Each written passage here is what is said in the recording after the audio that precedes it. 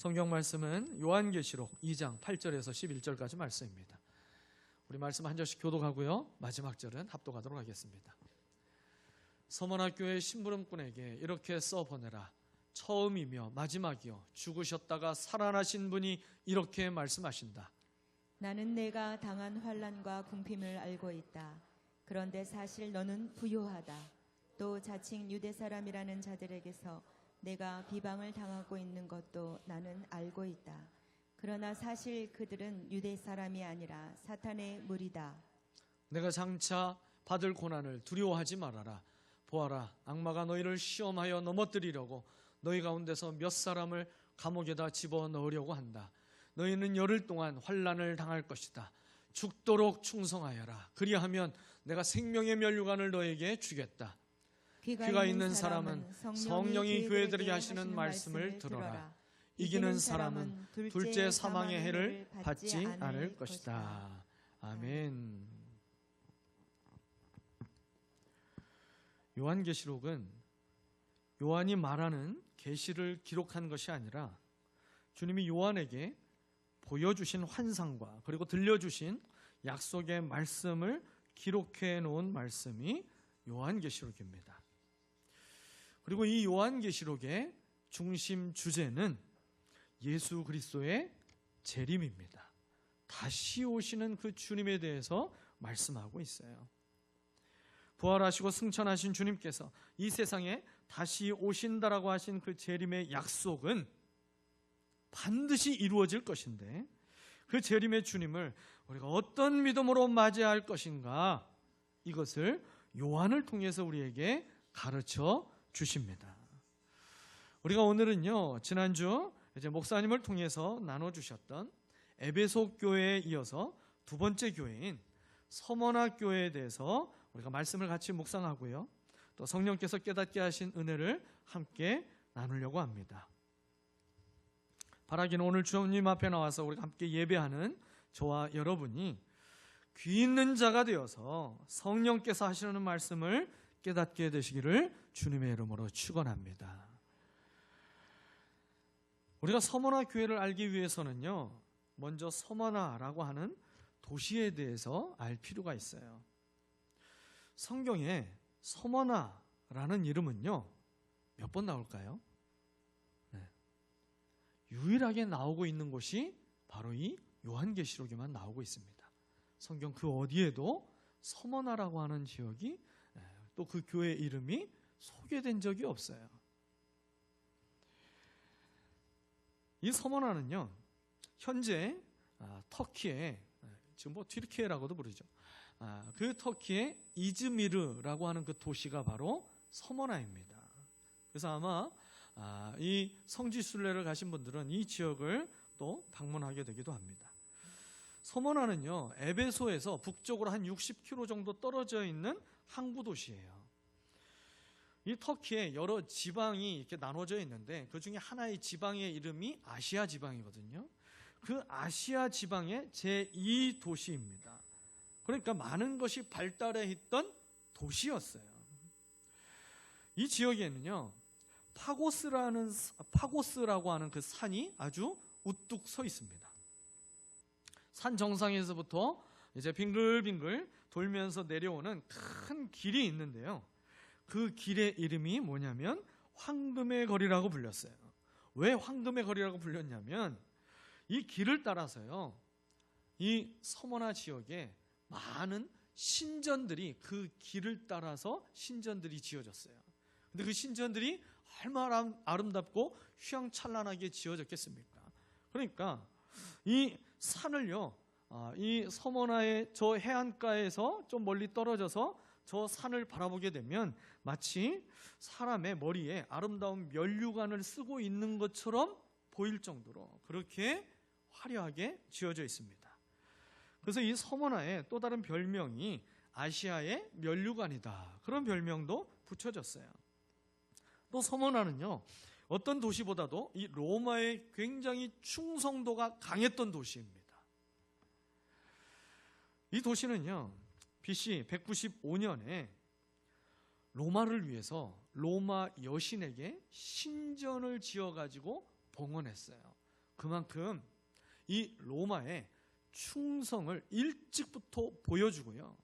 그리고 전쟁이 났을 때 그 로마의 군사들에게 필요한 물자를 계속해서 또 자기들이 지원해 주면서 로마에 대한 지속적인 그 충성심을 보여준 도시입니다. 그래서 로마의 2대 황제인 디베료가 가이사의 자리에 올랐을 때 이때부터 로마에서는 로마 황제 숭배 사상이 본격적으로 시작됐는데, 이 황제 숭배를 위해서 신전의 자리를 이제 공개적으로 로마가 물색을 하게 됐어요. 그때 11개 도시에서 우리 도시에 황제의 신전을 짓도록 허락해 주십시오. 우리가 짓고 싶습니다. 우리가 지어서 황제에게 바치고 싶습니다. 그러면서 11개 도시가 자기들이 이제 자원했어요. 근데 그 11개 도시 가운데 하나가 서머나이고, 그리고 11개 도시 가운데서 선택받은 도시가 서머나입니다. 그래서 이 서머나에 AD 26년에 황제를 위한 신전이 세워집니다.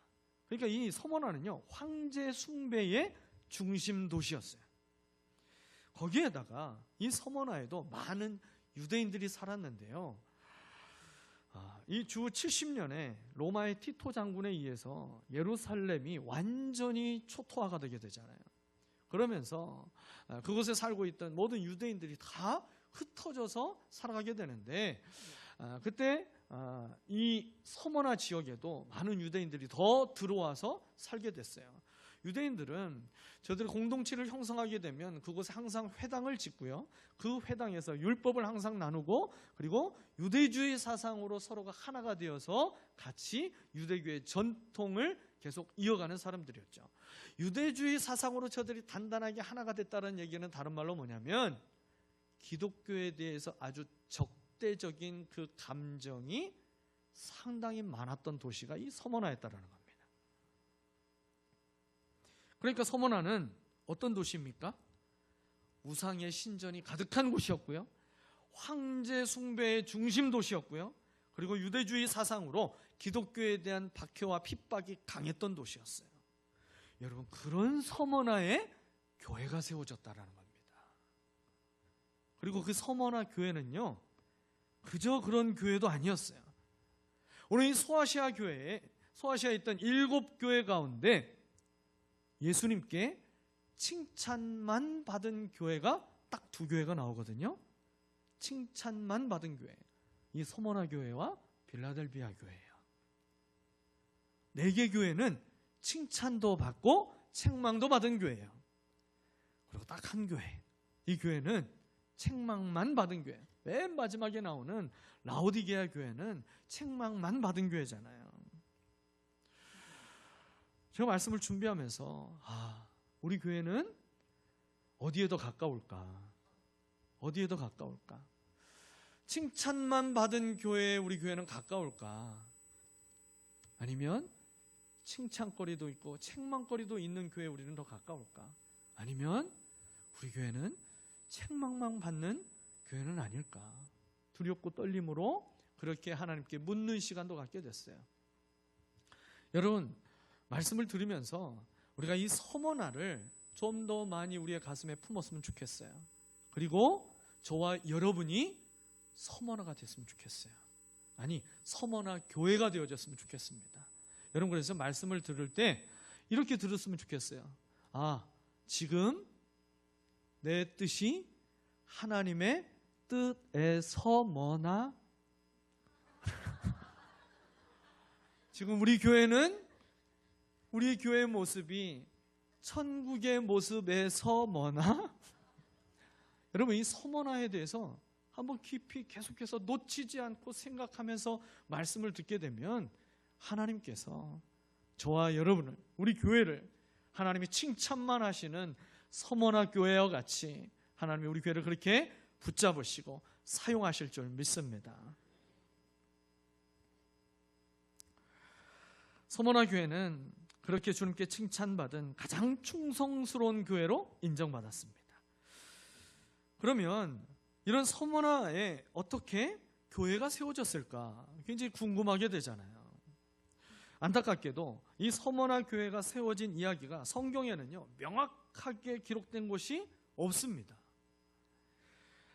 딱 한 군데 서머나의 교회가 이때 세워졌겠다라고 추측할 만한 곳이 딱 한 구절 있어요. 그게 사도행전 19장 10절 말씀이에요. 이렇게 기록됐습니다. 이런 일을 이태 동안 하였다. 아시아에 있는 사람들은 유대 사람이나 그리스 사람이나 모두 주님의 말씀을 듣게 되었다. 바울이 3차 전도 여행 때 에베소에서 3년간 머물면서 복음을 전했잖아요. 처음에는 바울이 회당에서 복음을 전했어요. 그러다가 유대인들의 박해와 또 반대로 인해서 바울이 장소를 옮깁니다. 어디로 옮기죠? 두란노 서원으로. 두란노 서원에서 이제 바울이 2년 동안 머물면서 그곳에서 복음을 전하는 동안에 그때 아시아에 있는 유대인들과 헬라인들, 그리스인들이죠. 그리스인들이 다 와서 주의 말씀을 들었다. 그렇게 사도행전 19장 10절에 기록하고 있는 것입니다. 이 말씀을 통해서 서머나의 교회가 세워진 배경이 둘 중에 하나였을 것이다 생각할 수 있죠. 하나는 바울이 에베소에서 하룻길 정도밖에 되지 않는 거리인 이 서머나에 바울이 직접 가서 거기에서 복음을 전하고 그곳에 교회가 세워졌던지, 아니면 바울이 머물고 있었던 그 두란노 서원으로 유대인들과 그리고 여러 그리스인들이 와서 이 복음을 듣고 저들이 회심하고 돌아가서 서머나에 교회를 세웠던지 둘 중에 하나였을 것입니다. 어떤 경우든지 간에 서머나 교회는요, 바울이 에베소에서 3년간 사역을 하는 동안에 바울을 통해서 전해진 그 복음 위에 세워진 교회인 것만큼은 분명한 사실입니다. 이러한 서머나 교회를 향해서 주님이 하신 첫 번째 말씀이 무엇입니까? 주님이 서머나 교회를 향해서 믿음을 지키고 있고 고난과 박해 속에서도 믿음의 자리를 떠나지 않고 굳게 지키고 있는 이 서머나 교회를 향해서 첫 번째로 하신 말씀이 있어요. 그 말씀 바로 내가 알고 있다. 내가 알고 있어. 주님이 그렇게 말씀하셨어요. 오늘 9절 말씀이죠. 나는 내가 당한 환난과 궁핍을 알고 있다. 그런데 사실 너는 부유하다. 또 자칭 유대 사람이라는 자들에게서 내가 비방을 당하고 있는 것도 나는 알고 있다. 여기서 나는이 누구예요? 8절에서 소개하고 있는 분이에요. 그 나는이 누구인지 8절에서 구체적으로 소개해요. 8절에 뭐라고 소개합니까? 처음이며 마지막이요 죽으셨다가 살아나신 분. 할렐루야. 여러분, 그분이 누구십니까? 오직 한 분, 우리의 구원자 예수 그리스도이십니다. 죽으셨다가 살아나신 예수님이 처음이며 마지막인 분이라고 소개하고 있어요. 이 얘기가 뭐예요? 예수님이 곧 하나님이시라는 것입니다. 하나님이신 주님께서 직접 이 서머나 교회를 향해서 말씀하고 계신 거예요. 내가 다 알고 있다.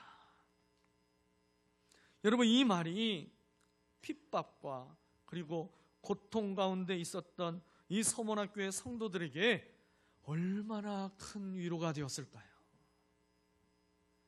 믿음 때문에 그리고 주님을 위해서 서머나 교회 성도들이 당하고 있었던 모든 고난과 핍박을 주님이 아신다고 말씀하셨습니다. 서머나 교회가 환난과 궁핍을 당하는 이유가 무엇 때문이겠습니까? 아까 말씀드렸죠. 서머나가 황제를 숭배하는 아주 중심적인 도시였더라고요. 서머나에 사는 사람은요, 누구도 예외 없이 1년에 한 번 황제를 숭배하는 그 신전에 반드시 올라가야 됐어요. 그리고 그 신전에서 황제에게 충성을 맹세하는 고백을 이렇게 해야 됩니다. 가이사는 나의 주님이십니다. Caesar is my Lord라고 가서 그들은 반드시 이 충성을 맹세하는 고백을 해야 돼요. 이 충성 맹세를 한 사람들에게 황제 숭배 증명서라는 것을 발급해 줍니다. 이 증명서를 받은 뒤에야 비로소 자기가 또 믿고 있는 신들에게 가서 마음껏 섬기며 제사도 드릴 수 있어요. 그런데요, 증명서가 없는 사람은요, 로마에 대한 반역자로 간주됩니다. 그래서 누구든지 그것이 발각되면 처형되게 됐어요. 여러분, 서문학교의 성도들은 이 고백을 가서 할 수가 없는 거예요. 그저 한번 눈 딱 감고 가이사가 나의 주님입니다, 마음이 없는 고백을 그냥 딱 하고 와서 주님만이 나의 주님이십니다, 그렇게 고백하고 또 그들이 하나님을 섬길 수도 있었겠죠. 그런데 그들은 이 한마디 고백에 생명을 걸었어요. 오직 주님만이 나의 주님이십니다. 이 고백에 다른 고백을 할 수 없었던 거예요. 그렇게 되자 이 유대인들이요, 이것을 빌미로 이 기독교인들을 막 고발하기 시작합니다. 유대인들 중에서도 친로마적인 성향을 가진 대표적인 사람들이 있었죠. 사두개파 사람들과 헬롯 땅 사람들, 이 사람들이 앞장서 가지고 이 성도들을 막 고발하는 거예요. 여러분, 그때 붙잡히게 되면 자신의 모든 재산을 전부 다 몰수되게 됩니다. 그리고 끌려가서 순교를 당하게 돼 있어요. 믿음을 지키기 위해서 고난을 받고 그 고난 속에서도 주님을 향한 처음 사랑을 끝까지 지키는 모습까지 하나님이신 예수 그리스도께서 다 아신다라고 말씀하셨어요. 사랑하는 여러분, 믿음을 지키다가 당한 어려움과 또 불편과 고난을 겪은 적이 있으십니까? 억울하고 분한 일을 겪었지만 내가 주님 때문에 복수하고 싶은 마음까지 주님의 뜻에 순종하며 밤잠을 이루지 못하는 그 고통과 아픔 속에서도 예수님 때문에 참고 견디며 힘겨운 밤을 보내보고 계신 분은 계시지 않으신가요? 또 남들처럼 적당히 내가 속이기도 하고 좀 욕심도 부려가면서 세상 사람들이 부러워하는 그런 인생으로 나도 한번 살고 싶은데 하나님의 뜻대로 정직하게 살아가고 섬기며 살아가는 것을 선택하다가 늘 여유가 없이 그렇게 가난하게 살아가고 계신 분은 계시지 않으십니까? 남들 다 하는 복수를 하지 않고 용서만 하다가 나만 손해보는 것처럼 여겨져서 나도 이제는 그만 좀 용서하고 싶다, 여러분, 그런 마음이 들고 계신 분은 계시지 않으신가요? 여러분, 믿음 때문에, 주님 때문에 하나님의 뜻을 이루기 위해서 고난과 고통을 받고 있는 것, 그리고 궁핍해져 있는 것 주님이 다 아십니다. 여러분, 이 사실이 먼저 우리에게 위로와 소망이 될 수 있기를 바랍니다. 아시는 그 주님께서 서문학교에게 세 가지의 말씀을 이제 하십니다. 오늘 이 말씀이 저와 여러분에게 하시는 주님의 음성으로 들려지시게 되시기를 축복합니다. 첫 번째로 주님이 이렇게 말씀하셨어요. 서문학교에 너희는 사실 부요한 교회다. 부요한 교회라고 서문학교회를 향하여서 주님이 그렇게 말씀하십니다. 분명히 그 앞에 너희가 환난과 궁핍한 것을 내가 알고 있다. 그들이 궁핍하다라는 것 주님이 아십니다. 아심에도 불구하고 예수님은 서문학교회를 향해서 뭐라고 말씀하셨어요? 9절, 그런데 사실 너는 부요하다. 이게 무슨 말일까요? 아간이 자기가 좋아 보이는 그 재물을 몰래 숨겨놨던 것처럼 이 서문학교회가 겉으로 볼 때에는 가난하고 궁핍해 보이는데 사실은 니네 이거 다 지금 숨겨놨잖아. 내가 다 알고 있어. 니네 사실 부유하지. 가난한 척 하지 마. 지금 그 얘기하는 걸까요? 그렇지 않죠. 그렇지 않죠.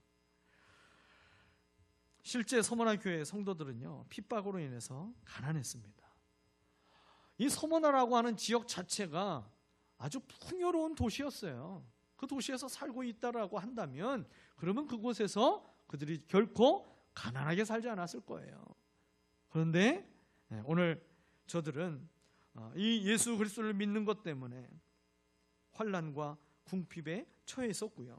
그러한 교회를 향하여서 오늘 주님은 이해할 수 없게 저들을 향하여서 부유하다고 말씀했습니다. 저들이 물질적으로는 궁핍했지만 그러나 영적으로는 부유했다라는 사실이죠. 그들은 믿음에 부유했습니다. 예수님을 향한 사랑에도 부유했고요. 또 하나님 나라 천국에 대한 그 소망에도 저들은 부유한 자들이었어요. 비록 그들은 이 땅에 보물을 쌓아두지는 못했지만 하늘나라의 보물을 쌓아두었습니다. 그래서 예수님은 그들을 가리켜서 너희가 사실은 부유한 자다, 주님이 부유한 자라고 인정해 주시는 교회였습니다. 여러분, 이것은 예수님께 책망만 받았던 라오디게아 교회의 모습과 정반대의 모습이에요. 라오디게아 교회를 향해서 주님 뭐라고 말씀하셨어요? 계시록 3장 17절에 이렇게 기록됐죠. 너는 풍족하여 부족한 것이 조금도 없다고 하지만 실상 너는 내가 비참하고 불쌍하고 가난하고 눈이 멀고 벌거벗은 것을 알지 못한다. 예수님은 물질적으로 부유한 라오디게아 교회를 칭찬하지 않았습니다. 예수님은 영적으로 부유한 서머나 교회를 칭찬하셨습니다.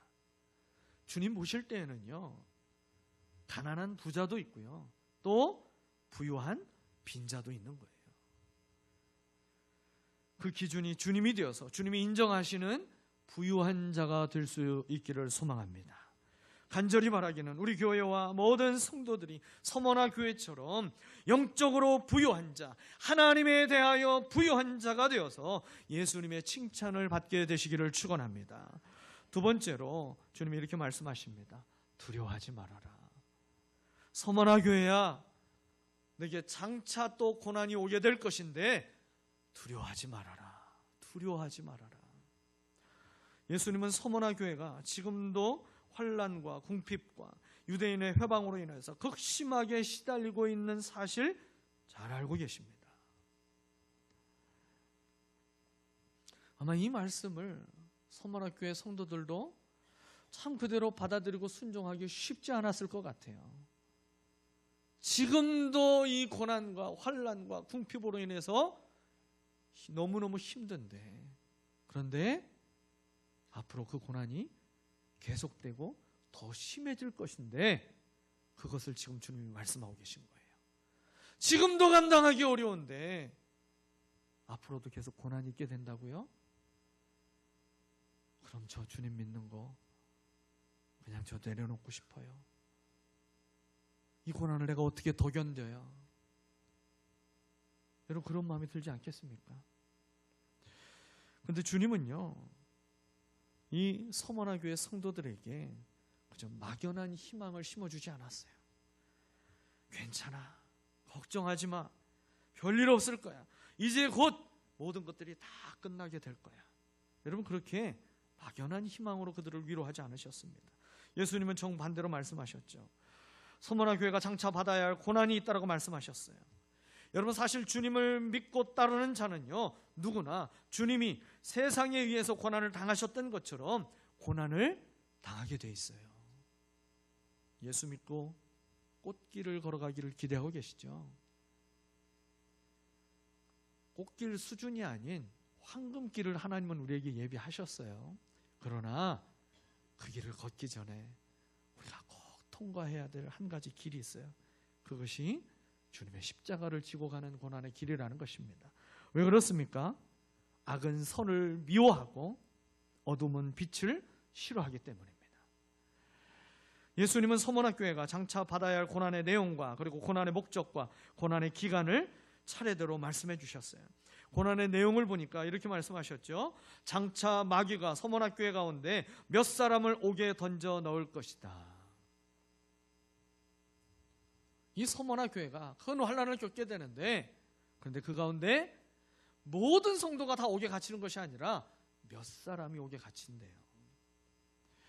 그런데 이 서머나 교회를 핍박하고 박해하는 이 실체가 누구라고 말씀하고 있어요? 마귀라고 말씀했어요. 마귀라고. 근데 그 마귀가요, 유대인들의 모습으로 오기도 하고 때로는 로마인들의 모습으로 오게 되는데, 너희들 헷갈리면 안 돼. 실체는 마귀다. 주님이 아주 분명하게 가르쳐 주십니다. 사랑하는 여러분, 저와 여러분이 싸워야 될 그 상대는 우리의 육체의 눈으로 바라보는 사람이 아니라는 사실을 꼭 기억하셔야 돼요. 우리가 싸워야 할 그 전쟁은 혈과 육이 아닌 영적 전쟁인 것입니다. 에베소서 6장 12절 말씀이죠. 우리의 싸움은 인간을 적대자로 상대하는 것이 아니라 악한 영들을 상대로 하는 것입니다. 싸움의 상대를 가르쳐 주시는 것으로 끝나지 않았어요. 싸워 이길 수 있는 무기까지 하나님은 전부 다 준비해 주십니다. 내가 이거 만들었어. 나는 이 물건을, 이 무기를 가지고 내가 나가서 싸우기만 하면 반드시 승리하도록 내가 이 물건을 완벽하게 만들었으니까 그걸 믿고 가지고 나아가봐. 주님이 그렇게 말씀하시잖아요. 또한 고난의 목적이 무엇이라고 말씀합니까? 고난의 목적은 시험을 통해서 더 나은 믿음으로 연단하기 위함이라고 말씀하고 있어요. 여러분, 시험은 하나님이 허락하시지 않으면 우리에게 주어지지 않습니다. 사단은 하나님의 허락하에서만 성도를 또 교회를 시험할 수 있어요. 하나님이 사단에게 욥을 시험하도록 허락하셨던 것처럼 말입니다. 근데 여러분, 사단이 욥을 쓰러뜨렸습니까? 결국 쓰러뜨리지 못했어요. 하나님이 욥을 시험하되 생명은 하나님의 손에 붙들어 주시는 그 조건으로 시험하도록 허락하셨기 때문입니다. 시험을 통해서 욥은 정말 정금같이 단련된 믿음으로 우뚝 서게 됩니다. 마찬가지로 마귀는요, 시험을 통해서 성도를 그리고 교회를 쓰러뜨리려고 합니다. 그러나 마귀는 결코 서머나 교회를 쓰러뜨릴 수가 없었어요. 왜 그렇습니까? 예수님이 서머나 교회를 든든히 붙들고 계셨기 때문입니다. 고난의 기간에 대해서도 말씀했죠. 10일 동안 고난을 받을 것이다. 이 10일은요 그냥 짧은 기간이라는 것을 의미하고 있는 거예요. 그런데요, 우리가 생각해 보면 10일이 아니라 그거보다도 더 긴 10주 아니면 10년 동안 고난을 받는다 할지라도 여러분, 장차 우리에게 하나님께서 주시는 그 영원이라고 하는 그 시간에 비하면 모든 시간들은 전부 다 지극히 짧은 시간인 것이죠. 예수님 말씀대로 서머나 교회는 이제 곧 고난을 받게 됩니다. 그러나 예수님이 마치 예방주사를 놓아주듯이 저들의 마음을 준비시켜 주셨어요. 너희가 이런 고난을 더 당할 거야. 그러나 두려워하지 마. 내가 너와 함께해.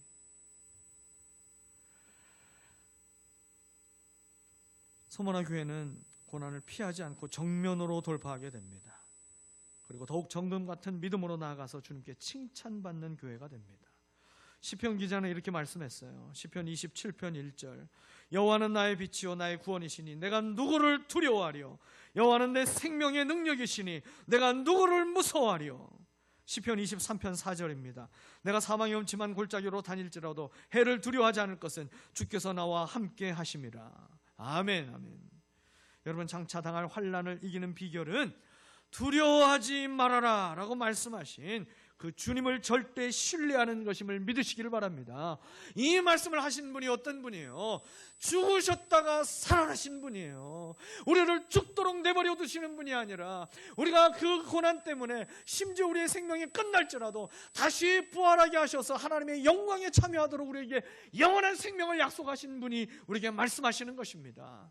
그 주님을 믿음으로 말미암아 어떠한 고난 앞에서도 흔들리지 않는 믿음의 사람이 되시기를 주님의 이름으로 축원합니다. 마지막 세 번째로 이렇게 말씀하셨죠. 죽도록 충성하여라. 서머나 교회야, 죽도록 충성하여라. 서머나 교회가 장차 받을 그 10일 동안의 환난이 끝나면 결과는 두 가지 가운데 하나이게 됩니다. 옥에서 풀려나든지 아니면 그 옥에서 모진 고난을 겪으면서 처형을 당할 수도 있는 것이죠. 여러분, 결과가 어떠하든지 예수님은 서머나 교회를 향하여서 한 가지를 요구하셨어요. 죽도록 충성하라. 죽도록 충성하라는 말은요, 생명을 걸고 신앙의 절개를 지키라는 것이죠. 여러분, 사실 인생을 살아가는 것 자체가 죽도록 충성하지 않으면 유지되기 어려운 것들이 굉장히 많아요. 그렇지 않습니까? 가정을 지키는 것, 부부관계를 지키는 것, 끝까지 서로가 서로에 대한 그 사랑의 절개를 죽도록 서로가 서로에게 충성할 때에 지켜지는 거잖아요. 우리가 소중하게 이뤘던 그 꿈을 유지하는 것도 여러분 우리가 죽도록 충성하는 그런 열정과 마음을 가지고 있어야만 무언가 지켜지는 것 아니겠습니까? 여러분 서문학교에서 이 충성의 명령을 가장 아름답게 순종하며 지킨 한 사람을 우리는 잘 알고 있어요. 사도 요한의 제자이고 서문학교의 감독인 폴리캅입니다. 그는 AD 156년 그의 나이 86세의 나이에 화형을 당해서 순교를 하게 됩니다. 그때는요 요한계시록이 기록된 지 대략 60년이 지났을 때입니다. 그가 순교한 것은요 서문학교의 12번째 순교자로 기록되고 있어요. 그럼 무슨 얘기예요? 이 폴리갑이 순교하기 이전에 벌써 서문학교에는 11명의 순교자가 있었다라는 것이죠. 폴리갑은 체포를 당해서 서문화의 노천 극장으로 끌려갑니다. 그때 이 로마 총독이 폴리갑에게 회유하며 말을 던지게 돼요. 지금이라도 늦지 않았으니까 딱 한 번만 예수를 부인하시오. 그 예수를 부인하면 내가 당신을 풀어주겠습니다. 여러분 이건 철저히 정치적으로 계산된 회유인 거죠. 그렇게 해서 자신의 정치적인 입지를 더 다지기 위해서 사실은 그렇게 회유하며 얘기한 거예요. 그때 폴리갑이 했던 유명한 말이 있죠. 나는 86년간 그분을 섬겨왔는데 그분은 단 한 번도 내게 나쁜 일을 하지 않았습니다. 그런데 제가 어찌 저를 구원하신 나의 왕과 나의 구세주를 모른다라고 욕하며 부인할 수 있겠습니까? 로마 총독이 폴리갑에게 최후의 통첩을 하며 이렇게 협박하게 됩니다. 만일 당신이 끝내 마음을 돌이키지 않는다면 나는 불로 당신을 태워 죽일 것이요. 그때 폴리갑이 했던 아주 유명한 말이 또 있어요. 당신은 1시간 타다가 꺼지고 말 불로서 나를 위협하고 있지만 당신은 하나님을 믿지 않는 자를 위하여 예비된 영원한 심판의 불에 대해서는 알지를 못하고 있어. 무엇을 주저하고 있어? 당신이 원하는 대로 시행하시오.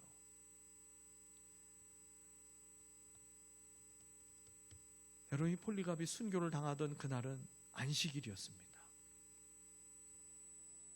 유대인들이 안식일의 규례를 얼마나 목숨처럼 여기고 지키는지 잘 알고 계시죠?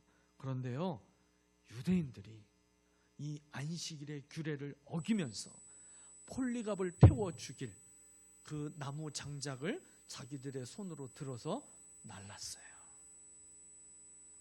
생명처럼 여기던 그 율법의 규례까지 어겨가면서 이 유대인들이 그렇게 폴리갑을 빨리 화형해서 처형해 버리려고 했던 것이죠. 그러니 그들의 실체가 마귀라고 오늘 예수님께서 정확하게 말씀해 주고 계시는 것 아니겠습니까? 그래서 폴리갑은 86세의 나이에 그의 믿음을 지키며 죽으셨다가 다시 살아나신 그 주님의 품에 안기는 순교의 길을 그는 조금도 두려워하지 않고 한 걸음 한 걸음 걸어갔던 것입니다. 예수님은 죽도록 충성하는 자에게 생명의 면류관을 주시겠다고 말씀하십니다. 충성했으니까 영원한 면류관이 주어지는 것이고요, 예수님을 위해서 목숨을 바쳤으니까 영원한 생명이 주어지는 것 너무나 당연한 일일 것입니다. 고린도후서 4장 17절에 이렇게 기록합니다. 지금 우리가 겪는 일시적인 가벼운 고난은 비교할 수 없을 정도로 영원하고 크나큰 영광을 우리에게 이루어 줍니다. 아멘. 여러분, 이 땅에서 아무리 무섭고 큰 협박을 당하고 큰 고난을 당한다 할지라도 여러분, 그것이 하나님이 우리에게 주실 그 영광에 비해 보면 가벼운 고난이라고 말씀하고 있어요. 속히 지나가는 고난이라고 말씀하고 있습니다. 여러분, 주님을 위해서 믿음으로 살아가는 그 삶을 포기하지 마시기를 바랍니다. 주님을 위해서 우리의 생명을 아낌없이 내어드리는 그 믿음의 결단을 주저하지 마시기를 바랍니다. 이 세상에서 있는 그 모든 이 가벼운 고난 앞에 우리가 뒤로 돌아서지 아니하고 우리는 주님을 바라보며 끝까지 전진하며 나아갈 때에 하나님께서 가장 큰 영광으로 우리의 인생을 새롭게 하시고 우리의 영혼을 품에 안아 주실 것을 믿고 바라보며 우리가 믿음으로 살아갈 수 있게 되는 저와 여러분 되시기를 축복합니다. 사랑하는 여러분, 우리는 예수님의 뒤를 따라 십자가의 길을 걷고 있습니다. 우리가 당하는 환난은 잠시입니다. 그러나 장래 우리가 누릴 영광은 영원한 것이에요. 현재의 환난은 가벼운 것이고 장래의 영광은 지극히 크고 중한 것입니다. 내가 죽도록 충성하여라. 여러분, 이 말씀을 하실 수 있는 이유가 뭐가 되겠어요? 주님이 죽음보다 크시기 때문에 그렇습니다. 죄와 사망의 권세를 이기신 주님의 명령에 순종할 수 있기를 바랍니다. 주님은 우리에게 대책 없이 순종하라고 말씀하지 않았어요. 보상 없이 충성을 요구하지도 않으십니다. 생명의 면류관을 예비하신 주님의 은혜가 오늘 주님 앞에 예배하는 저와 여러분 모두에게 있게 되시기를 예수 그리스도의 이름으로 축원합니다. 기도하겠습니다.